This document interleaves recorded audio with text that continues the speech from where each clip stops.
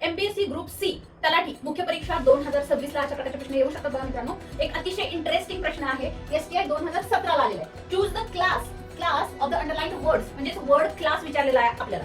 अतिशय बेसिक आहे, कॉन्सेप्ट लक्षात घ्या फक्त. ठीक आहे, हा क्लास प्रश्न बघण्यापूर्वी आपण काय करूया की कॉन्सेप्ट लक्षात घेऊया. यालाच ट्रॅडिशनल इंग्लिश ग्रामर मध्ये काय म्हटलं जातं, त्याला आपण पार्ट्स ऑफ स्पीच म्हणतो. Parts of speech. तर noun, pronoun, verb, adjective, adverb, त्याच्यानंतर प्रिपोजिशन, कंजंक्शन आणि इंटरजेक्शन, हे 8 प्रकार आहेत पार्ट्स ऑफ स्पीच. तर याचा अर्थ काय होतो की प्रत्येक शब्द जो असतो सेंटेन्स मध्ये, त्या शब्दाला त्या सेंटेन्स मध्ये काही ना काहीतरी काम दिलेलं असतं आणि त्या कामावरून, त्या फंक्शन वरून तो कोणत्या कॅटेगरीत जाणार, तो कोणत्या क्लास मध्ये जाणार हे ठरतं. आणि वर्ड क्लास हा शब्द वापरलेला आहे म्हणून बघा, वर्ड क्लास 2 टाईपचे असतात. एक म्हणजे ओपन क्लास असतो, ओपन, आणि दुसरा असतो तो क्लोज्ड असतो, क्लोज्ड. तर ओपन मध्ये कोणते शब्द येतात, तर ओपन मध्ये असे शब्द येतात की ज्यांच्यामध्ये नवीन ऍडिशन घालणं सोपं जातं, आणि जे क्लोज्ड असतात त्याच्यामध्ये नवीन ऍडिशन, नवीन वर्ड्स ऍड करणं तितकंच सोपं नसतं. तर या ओपन मध्ये 4 प्रकार येतात बघा.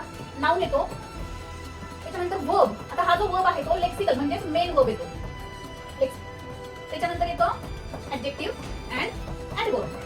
या 4 प्रकारांमध्ये नवीन शब्दांची भर घालणं सोपं असतं, म्हणून याला आपण ओपन क्लास म्हणतो. आता या क्लोज्ड मध्ये कोण येतं, तर राहिलेले बाकीचे सगळे येतात ते क्लोज्ड मध्ये येतात. मग राहिले कोण, तर प्रनाउन, त्याच्यानंतर डिटरमिनर आपण त्याला म्हणतो, determiners, preposition, interjection, conjunction, auxiliary verbs, model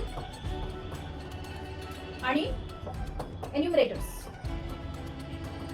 हे प्रकार येतात क्लोज्ड मध्ये. फक्त लक्षात घ्या की तुम्हाला ओपन शब्द कोणता आणि क्लोज्ड कोणता अशा टाईपचा प्रश्न येणाऱ्या एक्झाम मध्ये येऊ शकतो. After he had drunk the whisky the drunk was very drunk. 3 ठिकाणी ड्रंक आलेला आहे, त्याचा कोणता क्लास आहे ते विचारलेला आहे. आता बघा, आफ्टर ही हॅड ड्रंक आलेला आहे, याच्यावरूनच लक्षात येते की हा जो ड्रंक आहे तो ड्रिंकचा काय आहे, पीपी आहे, पास्ट पार्टिसिपल आहे, म्हणजेच V3 आहे. हा म्हणजेच वर्ब आहे. म्हणजे आपल्याला लक्षात आलं की पहिला जो आहे हा ड्रंक, हा काय आहे, तर V3 आहे, राईट. त्याच्यानंतर the drunk was very drunk. The drunk इथं आलेला आहे, म्हणजे इथं काय लागलेलं आहे, ह्या ड्रंकला आर्टिकल लागलेला आहे. आर्टिकल कशाला लागतं, तर नाउनला लागतं.